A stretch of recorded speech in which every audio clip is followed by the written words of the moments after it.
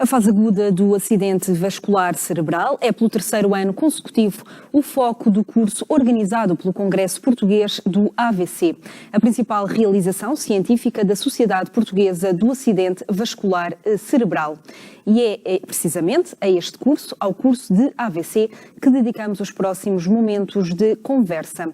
Comigo em estúdio já tenho o Dr. Miguel Rodrigues, coordenador do curso AVC, membro da Sociedade, da direção da Sociedade Portuguesa do AVC e também médico neurologista. Seja muito bem-vindo, Dr. Miguel. Olá. Dr. Miguel, porquê esta escolha pelo terceiro ano consecutivo na fase aguda do AVC? Bom, o tema do AVC é um tema vasto e que tem, obviamente, várias possibilidades em termos formativos. No entanto, verificamos que aquilo que mais tem chamado a atenção e que os profissionais mais sentem necessidade será ter conhecimentos sobre como lidar com o doente na fase aguda, nas primeiras horas do acidente vascular cerebral, onde realmente tem havido muitas diferenças nos últimos anos e onde se é cada vez mais interventivo, onde se faz mais pelo doente nas primeiras horas. Assim fizemos num primeiro ano, com uma grande adesão, e temos vindo sempre, todos os anos, a repetir o curso, com pequenas adaptações, e verificamos desde logo que, apesar de ser o terceiro ano consecutivo, continua a haver muito interesse dos profissionais de saúde, médicos, enfermeiros, técnicos de saúde, para participarem neste curso, para poderem ficar mais capacitados para perceber a forma como se deve lidar com este doente na fase inicial do acidente vascular cerebral. Uma fase extremamente importante, Dr. Sem Miguel. dúvida, porque nestas primeiras horas não se pode perder tempo. Nós temos, à partida, uma artéria ou várias artérias que estão ocluídas, o sangue não chega a partes do cérebro, e a ideia na fase aguda é dar as condições suficientes para que o doente não vá ter uma lesão muito extensa, seja pelas técnicas que permitem libertar, portanto desentupir, retirar os coágulos das artérias que vão para o cérebro, e também para manter o cérebro em boas condições, com medidas de suporte, para que, não havendo uma lesão tão grande, tão extensa, o indivíduo possa ter ou não ter sequelas, ou ter menos sequelas, para depois, mais tarde, começar outra fase, que será a reabilitação. E pode mesmo significar a diferença entre a vida e a morte? Sem dúvida. Depende um pouco do tipo de acidente vascular cerebral e da extensão, mas o acidente vascular cerebral é uma emergência, coloca em risco a vida do doente, e quanto melhor atuarmos e mais rapidamente atuarmos, não só preservamos as funções, como, por outro lado, garantimos uma melhor sobrevivência. E por cada 15 minutos de tempo que se perde a tratar um doente destes, sabemos que a probabilidade de de poder vir a falecer ou ficar incapacitado aumenta cerca de 4%. Isto vai ser continuando a contar. Porque continua a ser a principal causa de mortes em Portugal, Dr. Miguel. De forma isolada, efetivamente.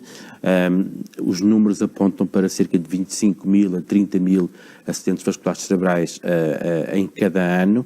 Significa 3, portanto, em cada hora que estão a acontecer, nos quais cerca de 10% pode vir a falecer ou numa fase inicial por causa do acidente vascular cerebral, ou nos primeiros 30 dias por complicações que possam acontecer.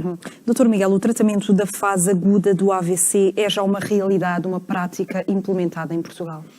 Felizmente, sendo uma realidade que já não é recente, que vem desde o princípio dos anos 2000, foi lenta a sua implementação. Podemos dizer que a partir de 2006, 2007, começou a ser mais frequente e, felizmente, neste momento, em muitas instituições, mais de 30 em todo o país, existe aquilo que se chama a via verde da AVC ou o itinerário do doente com AVC dentro do hospital.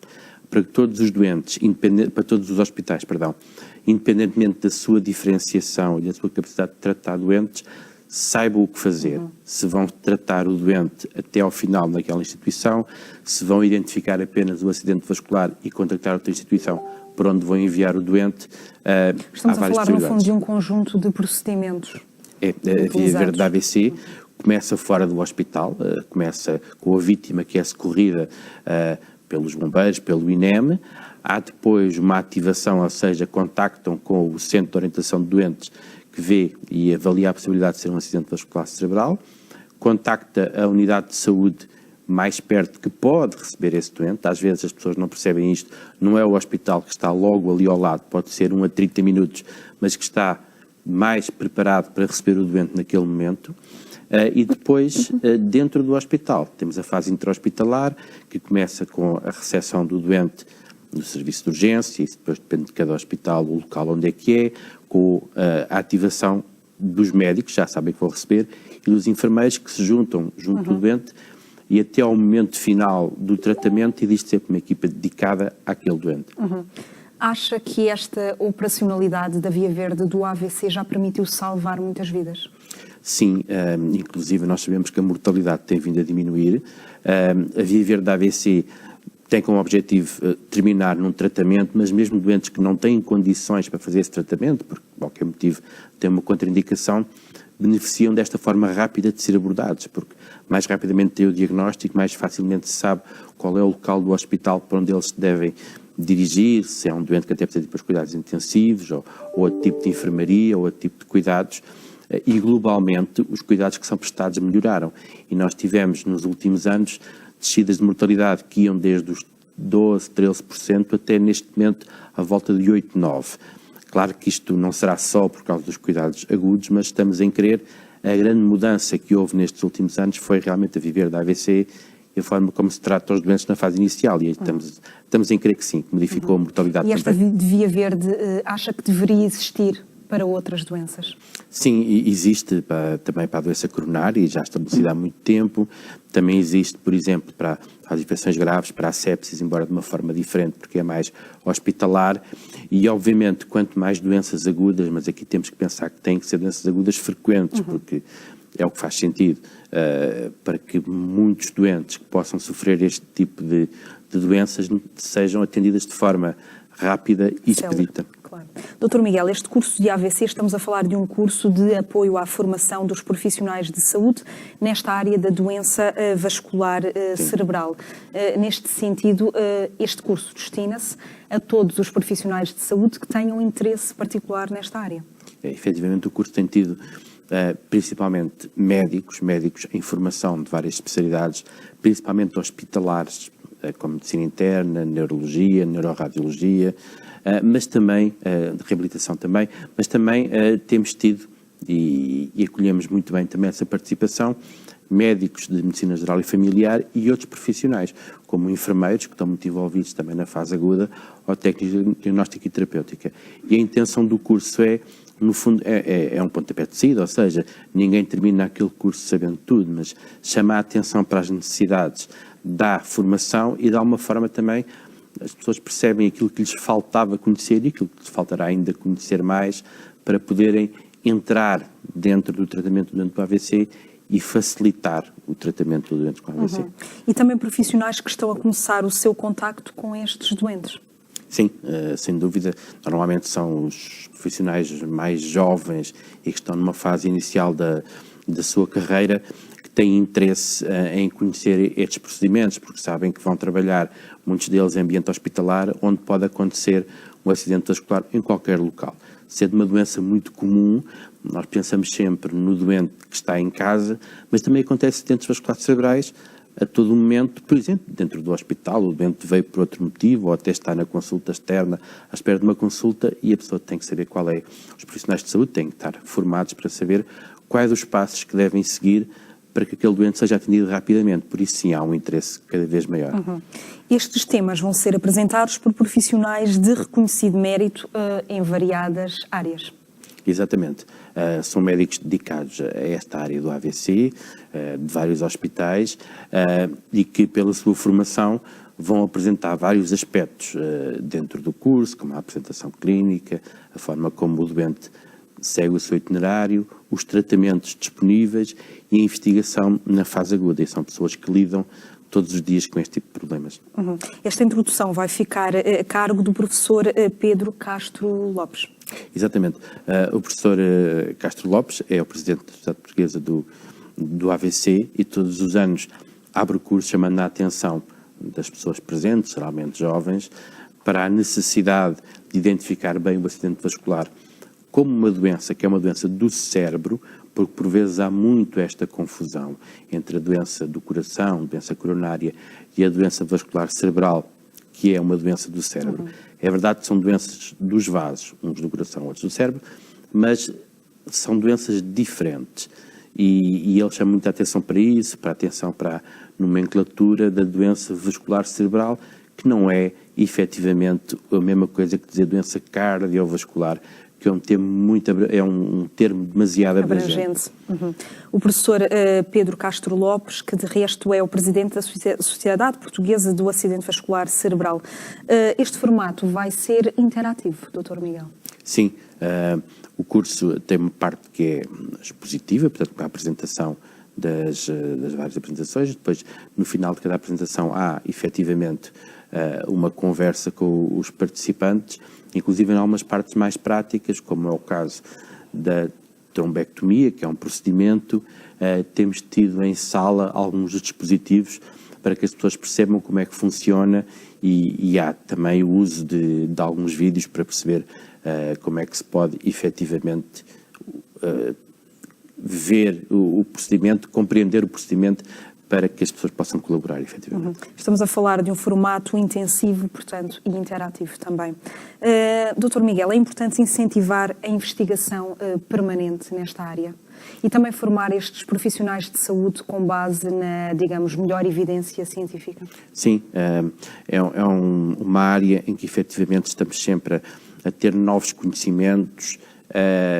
Temos já estabelecido um conjunto de tratamentos, mas vamos acrescentando a eles várias possibilidades, e aí há muita investigação, nomeadamente numa área chamada neuroproteção, ou seja, medicamentos que podem ajudar a proteger o cérebro nesta fase complexa em que o cérebro está em sofrimento, e essas novidades vão surgindo com muita frequência, algumas delas são apresentadas no próprio Congresso, e este formato de curso é essencial, é um grupo mais reduzido de pessoas em que as pessoas podem colocar perguntas e ser informadas sobre estas novidades, como fazer para conseguir, em cada local onde estes profissionais trabalham, fazer com que estas novidades ou estas novas formas de abordar o doente possam ser implementadas para que o doente possa usufruir dos melhores conhecimentos científicos. Novidades que podem também facilitar depois o tratamento, o trabalho, portanto, de reabilitação que se vai seguir. Exato. Embora muito focado na fase aguda, nós sabemos que, sendo o primeiro passo, não é aí que se esgota o tratamento do acidente vascular cerebral. O doente ficará com alguns déficits, alguns felizmente podem melhorar rapidamente, mas a reabilitação é um processo integrado. Começa logo a seguir à fase aguda, assim que haja condições. Começa logo no leito do doente, não é preciso o doente estar já levantado, mas depois continua com o levanto mais precoce dos doentes e depois... E a prevenção secundária, Dr. Miguel? A prevenção secundária acontece, infelizmente, já depois do acidente vascular cerebral, não é? O ideal seria que só tivesse prevenção primária e que não fosse necessário tratar doentes já que tiveram um acidente vascular. Mas é muito importante, inclusive, motivar os doentes nesta fase. Eles passam por uma fase inicial em que sofrem o impacto da doença e nesta fase estão bastante receptivos a perceber o que é que devem fazer. E há, desde logo, modificações de estilo de vida que passam pelo o próprio doente, como deixar de fumar, não beber bebidas alcoólicas, praticar exercício físico, ir regularmente ao seu médico assistente e depois aderir melhor também aos tratamentos que, em geral, os médicos lhes propõem, sabendo que são hipertensos, diabéticos, com dislipidémia, e que muitas vezes antes do AVC as pessoas descuraram porque são doenças silenciosas, eles não veem o que está a acontecer. E naquele momento ficam mais motivados e é um bom momento para os chamar a atenção para a prevenção secundária. Dr. Miguel, mesmo para terminarmos, este curso vai decorrer no dia 2 de fevereiro, pelas 15 horas no Porto, e vai também encerrar o vosso congresso, a que se vai seguir uma ação de sensibilização destinada ao público em geral, de entrada gratuita. Sim, é o congresso que há mais tempo e de forma repetida tem esta fase importante, que é a fase de informação à população, onde estará mais uma vez presente o professor Castro Lopes, que que fala em nome da sociedade e explica às pessoas presentes, que são doentes, que vêm de várias zonas do norte do país, uma vez que o congresso é no Porto. Temos também, geralmente connosco, um professor de Educação Física muito ligado a esta parte da reabilitação dos doentes, que é o professor Rui Barros, que irá falar um pouco de como é que se pode fazer exercício num doente que teve um acidente vascular cerebral. Temos depois uma pessoa ligada à parte da disfagia, que irá depois, disfagia no fundo é dificuldade de deglutição, dificuldade de engolir, que acontece muito a seguir ao acidente vascular cerebral, e explica como ultrapassar todas essas questões. E temos também o presidente da Associação de Doentes, a Portugal AVC, que dá o seu testemunho pessoal como doente e explica ao nível de todo o país como é que é possível ter acesso aos chamados grupos de ajuda mútua que existem em várias partes do país para os sobreviventes da AVC e para os familiares. Chamado GAM. Relembrar também que o 13º Congresso decorre nos dias 31 de janeiro e 1 e 2 de fevereiro. Exatamente. Dr. Miguel Rodrigues, muito obrigada pela sua presença aqui no Saúde em Dia, pelos esclarecimentos. Obrigada. Muito obrigado.